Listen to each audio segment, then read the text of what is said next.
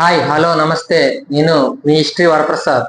Already మనం గత క్లాస్లో యూరోపియన్ల రాక అనే అంశం గురించి తెలుసుకున్నాం. అయితే భారతదేశానికి మొదటి వచ్చిన యూరోపియన్లు ఎవరనేది తెలుసుకుందాం. చూడండి, భారతదేశానికి మొదటి వచ్చిన యూరోపియన్లు ఎవరు? ఆల్రెడీ మనం పోర్చుగీస్ వారు అని చెప్పుకున్నాం. పోర్చుగీస్ వారు భారతదేశానికి మొదటి వచ్చిన యూరోపియన్ దేశస్తులు పోర్చుగీస్ వారు. ఇక్కడ చూడండి, పాయింట్ వేసి గుర్తుపెట్టుకోండి. భారతదేశానికి సముద్ర మార్గం కనుగొన్న మొదటి యూరోపియన్ దేశస్తులు ఎవరంటే పోర్చుగీస్ వారు. మొదటి యూరోపియన్ దేశస్తులు పోర్చుగీస్ వారు. అలాగే భారత్ లో తొలి వర్తక స్థావరం ఏర్పాటు చేసిన దేశం అని అడిగితే అది పోర్చుగీస్ వారని లేదా పోర్చుగల్ అని మనం గుర్తుపెట్టుకోవాలి. అలాగే భారతదేశంతో వర్తక వ్యాపారాలు నిర్వహించడానికి ఈ పోర్చుగీస్ వారు స్థాపించిన వర్తక సంఘం పేరు ఎస్టాడో డా ఇండియా. భారతదేశానికి వ్యాపారం చేయడానికి వీళ్ళు స్థాపించిన సంస్థ పేరు లేదా సంఘం పేరు ఎస్టాడో డా ఇండియా. పోర్చుగీస్ తూర్పు వర్తక సంఘంగా పేర్కోవడం జరుగుతుంది. తర్వాత చూడండి, వీళ్ళు భారతదేశంలో అనుసరించిన వర్తక విధానం, మన ప్రశ్నలు కానీ వాడు డిఫికల్ట్ గా అడగాలంటే ఈ విధంగా కూడా అడగొచ్చు. వీరు పోర్చుగీస్ వారు భారతదేశంలో ఏ వర్తక విధానాన్ని అనుసరించారని అడగొచ్చు. ఏ వర్తక విధానం అంటే ఇది ఏకస్వామ్య విధానం. ఎగుమతులు దిగుమతుల గురించి తరచు ప్రశ్నలు అడుగుతున్నాడు కాబట్టి దీన్ని కూడా గుర్తుపెట్టుకోవడానికి ప్రయత్నిద్దాం. ఎగ్జాంపుల్, భారత్ నుంచి పోర్చుగీస్ వారి ప్రధాన దిగుమతి. భారతదేశం నుంచి పోర్చుగీస్ వారి ప్రధాన దిగుమతి ఏంటి? సుగంధ ద్రవ్యాలు. సుగంధ ద్రవ్యాల్లో ఏంటి? మిరియాలు. ఇంపార్టెంట్. బిట్ రూపంలో ఇప్పుడు మీరు చదవడానికి ప్రయత్నించండి, కంటెంట్ నేర్చుకోండి. కంటెంట్ రూపంలో అడుగుతాడు. ఒకవేళ ప్రశ్నలు క్రిటికల్ గా అడగాలంటే, ముఖ్యంగా జేఎల్ డిఎల్ ప్రిపేర్ అయ్యే వారికి వాడు క్రిటికల్ గా అడగాలంటే ఎలాగ అడుగుతాడో చూద్దాం ఒకసారి. భారత్ లో పోర్చుగీసు వారి ఆధిపత్యానికి అనుకూలించిన అంశాలు క్రింది వాళ్ళలో ఏదైనా అడగొచ్చు, లేదా భారత్ లో పోర్చుగీసు వారి ఆధిపత్యానికి అనుకూలించిన అంశాలు అనే దాని మీద టాపిక్ అడగాలంటే వాడు ప్రశ్న అడగొచ్చు. కాబట్టి ముఖ్యంగా ఈ 4 గుర్తుపెట్టుకోండి. ఒకటి, హిందూ మహాసముద్ర వ్యాపారంపై అరబ్బుల గుత్తాధిపత్యం బలహీనం కావడం. చూడండి, హిందూ మహాసముద్ర వ్యాపారంపై అరబ్బుల గుత్తాధిపత్యం బలహీనం కావడం కూడా వీరు పోర్చుగీస్ వారు భారతదేశంలో వ్యాపార సామ్రాజ్యాన్ని స్థాపించుకోవడానికి అనుకూలించిన అంశంగా చెప్పుకోవచ్చు. నెక్స్ట్ ఇంకొకటి, అరబ్బుల నౌకల కంటే పోర్చుగీస్ వారి నౌకలు ఆధునికమైనవి కావడం.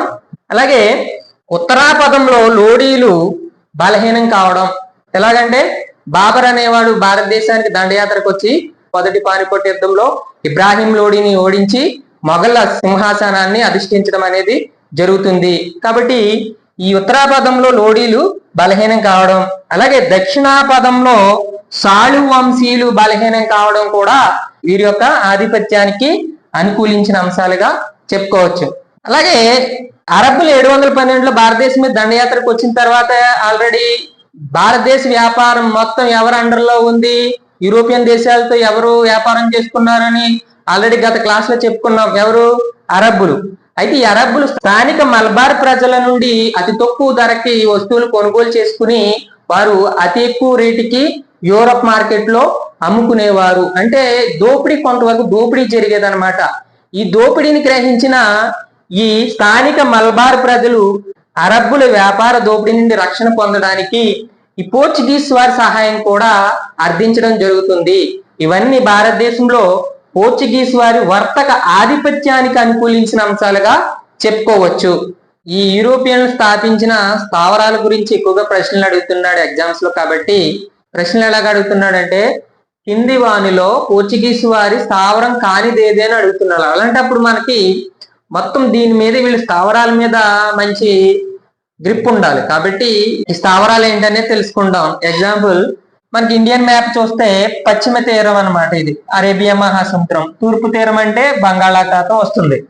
ఎగ్జాంపుల్, పశ్చిమ తీరంలో ఉన్న వీళ్ళ స్థావరాలు ఏంటి, ముఖ్యమైన స్థావరాలు ఏంటి అనేది మనం తెలుసుకుందాం. ఎగ్జాంపుల్, పశ్చిమ తీరంలో వీళ్ళ మొదటి స్థావరం కొచ్చిన్ 1502లో ఆల్రెడీ చెప్పుకున్నాం. 1502లో ఎస్టాబ్లిష్ చేశారు. తర్వాత కాలికట్, కన్నానూర్, మరియు కన్ననూర్. దీన్ని 1503లో ఎస్టాబ్లిష్ చేయడం అనేది జరుగుతుంది. తర్వాత గోవా 1510 నుంచి గోవాలో వర్తక స్థావరం ఏర్పాటు చేయడం జరిగింది.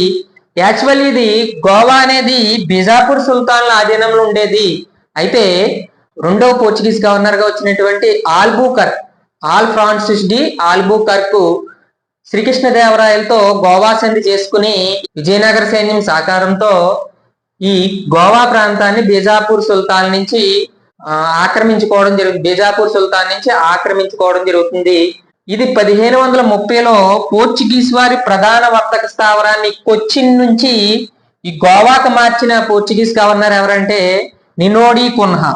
కొచ్చిన్ నుంచి 1530లో గోవాకి మార్చిన వాడు నినోడి కున్హా. అంటే పోర్చుగీస్ వారి మొదటి ప్రధాన వర్తక స్థావరం లేదా పోర్చుగీస్ వారి మొదటి వర్తక స్థావరం ఏంటంటే కొచ్చిన్. అలాగే పోర్చుగీస్ వారి రెండో ప్రధాన వర్తక స్థావరం అంటే తర్వాత మార్చబడింది ఈ గోవా అనేది గుర్తుపెట్టుకోవాలి. ఈ గోవానే రేవతి ద్వీపం అని ప్రాచీన కాలంలో పిలుస్తూ ఉండేవారు. తర్వాత డయ్యూలో 1534లో అలాగే డామన్లో 1538లో వర్తక స్థావరాలని ఏర్పాటు చేసుకోవడం జరిగింది. ఈ డయ్యూ డామన్లు ఎక్కడ ఉన్నాయంటే ప్రజెంట్ గుజరాత్ అనమాట, గుర్తుపెట్టుకోండి గుజరాత్. అలాగే మనకి ముంబై, వీళ్ళ వర్తక స్థావరం ముంబై మరొకటి. అలాగే సాల్శెట్టి బస్సెల్ 1538లో ఇక్కడ స్థావరాలు ఏర్పాటు చేసుకోవడం జరిగింది. ఈ ముంబై, సాల్శెట్టి, బస్సెల్ ఏ రాష్ట్ర పరిధిలో ఉన్నాయంటే మహారాష్ట్ర అనేది గుర్తుపెట్టుకోవాలి. అలాగే అదే 1518లో శ్రీలంకలోని కోలాం అనే ప్రాంతంలో ఒక కోటను నిర్మించడం జరిగింది పోర్చుగీస్ వారు. శ్రీలంకలోని కోలాం అనే ప్రాంతంలో ఒక కోటను కూడా నిర్మించుకోవడం జరిగింది. తూర్పు తీరంలో వీళ్ళు వర్తక స్థావరాలు ఏమైనా ఉన్నదనేది తెలుసుకుందాం ఇప్పుడు. ఈ తూర్పు తీరంలో ముఖ్యంగా మచిలీపట్నం వీళ్ళు ప్రధాన వర్తక స్థావరం 1670లో ఏర్పాటు చేయడం జరిగింది. ఇది ప్రజెంట్ ఏపీలో ఉంది. ఏపీలో మొదటి వర్తక స్థావరం అయిన ఈ మచిలీపట్నం అని మనం గుర్తుపెట్టుకోవాలి. అయితే ఈ మచిలీపట్నం వద్ద వర్తక స్థావరం ఏర్పాటు చేసుకోవడానికి ఈ పోర్చుగీస్ వారికి అనుమతి ఇచ్చిన గోల్కొండ సుల్తాన్ ఎవరనేది ఇంపార్టెంట్ ఇక్కడ. అతను ఎవరంటే గోల్కొండ సుల్తాన్ అనేటువంటి అబ్దుల్లా కుతుబ్షా ఈ పోర్చుగీస్ వారికి మచిలీపట్నంలో వర్తక స్థావరం ఏర్పాటు చేసుకోవడానికి అనుమతి ఇచ్చాడనమాట. తర్వాత ఈ శాంతోం అనే ప్లేస్ లో ఒక వర్తక స్థావరం ఏర్పాటు చేశారు, తమిళనాడు అనమాట, ప్రజెంట్ తమిళనాడు. అలాగే బెంగాల్లోని హుగ్లీ అనే ప్లేస్ లో కూడా వీళ్ళకి ఒక వర్తక స్థావరం ఉంది పోర్చుగీస్ వారికి. బెంగాల్లోని హుగ్లీ అనే ప్లేస్ లో ఒక వర్తక స్థావరం ఉంది.